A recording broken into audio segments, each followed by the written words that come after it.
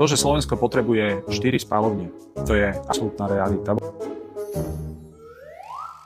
V opačnom prípade, keď sa zavrú skládky, ktoré už dnes nám spôsobujú znečisťovanie spodných vôd, ktoré vidíme, že pribúdajú na rôznych územiach a častiach Slovenska bez toho, že by splňali základné štandardy. Slovensko bude potom odkazané na to, aby náš odpad brali okolité štáty. Ale samozrejme, že nepotrebujeme, aby vznikali spaľovne na miestach, kde nie je nielenže odpad, kde sa nedá tento odpad ani meniť na teplo a elektrickú energiu, pretože v blízkosti nie je žiadne mesto, alebo poprípade, kde sú nejaké vzácne zdroje